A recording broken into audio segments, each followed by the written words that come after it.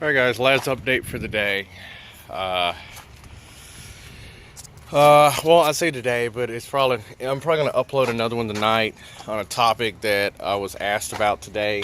Um, but just for anyone that wanted to know how much progress I got, we've got the seats in, front seats are in,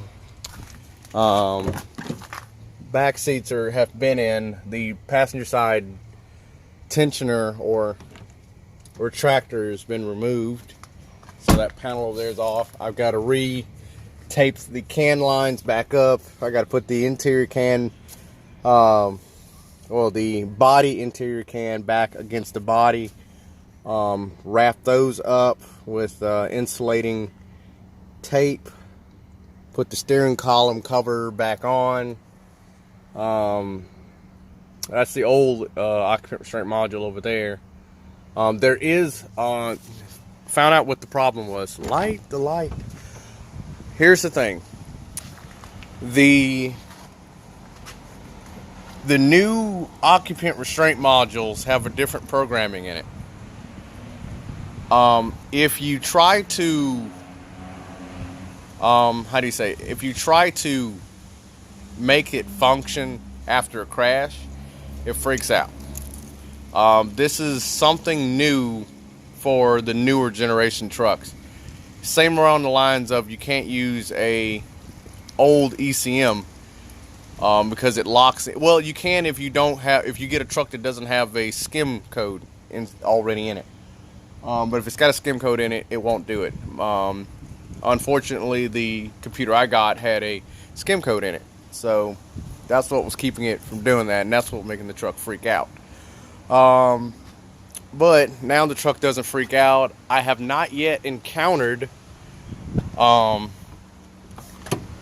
sorry, this truck's really higher than I thought it was with the seats in it. I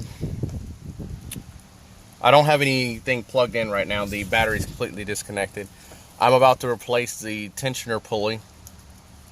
Well, the tensioner, screw the tensioner. I'm about to replace the idler pulley, and I'm starting to think I should have checked the idler.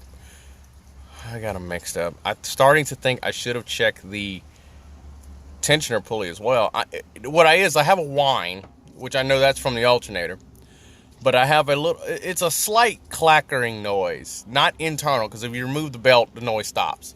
So the only three things on my engine that rotates, because it's this 3.6, is the alternator, which is the whine, but it's coming from the right side of the engine or the left side if you're sitting in the truck. So it's going to be the idler or the water pump or the AC. Now the chance of it being the tensioner is quite low, but it is a possibility. I was leaning more toward the water pump. By the way, yes, I have done the spun test. They all check out. I'm leaning more towards it being the water pump because I didn't start having this noise until it warmed up. So I'm thinking that may be the issue, but that's where we're at right now. I was just looking at the when this truck was supposed to have been serviced next, and this is what it says. It's supposed to have been serviced in Kingwood, Texas at 494 car wash on 22515 loop 494. And its return for service was supposed to be 47,900 miles, and they use Chevron Supreme. What the hell is that? And next service date was supposed to be 11/18/17. Needless to say, Jesus Christ. Needless to say, it's had more than one since then, because I've drained the oil on this 3 times, and I'm going to be changing it again. And I was asked, what oil am I running in it? I do have the Mopar antifreeze. And fortunately, they will only sell it to you in concentrate. So you don't need the entire quantity that the truck calls for, because the truck calls for, if you actually go by what the truck calls for, you're looking at roughly $100 some worth of antifreeze. but that's not exactly what you need. You just need the 2 gallons of concentrate, and that's it.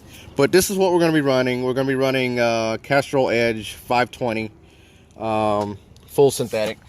It's only got 45,000 miles on it, so yes, she's running synthetic, and we are going to be sticking with synthetic, especially since I'm going to be doing all my own services on it. We're going to be doing fully synthetic, which again, this oil won't run the entire, I don't know if I'll run this oil the entire 3,000 miles or 5,000 miles. I also have a new filter, which should be on the top of the truck. It is. We're going to be changing that as well on this one round. I probably am going to let it run because these filters on this truck are not cheap. They're $11 a piece. So, and they're a cartridge filter too. So, I mean, anyway. Someone broke my signal off my motorcycle. We are going to, let me show you what I'm actually talking about before. Do I have time? Yes, we have time. All right, this is what we've got. Oh my God, my leg. I'm going to be changing this pulley. You hear that? I can actually move that. Yeah. You hear that? Oh, crap. Snap, crackle, and pop. You hear that?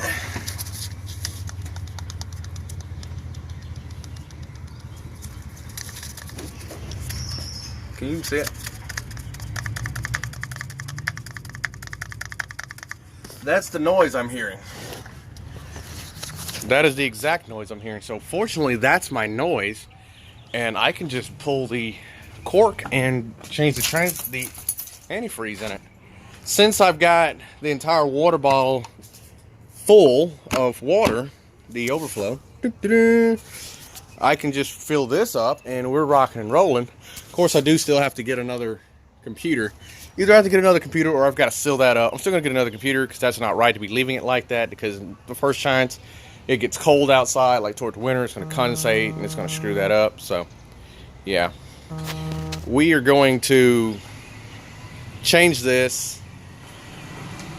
Okay, here it is. I was wondering where I lost it. Okay, like here. No noise at all.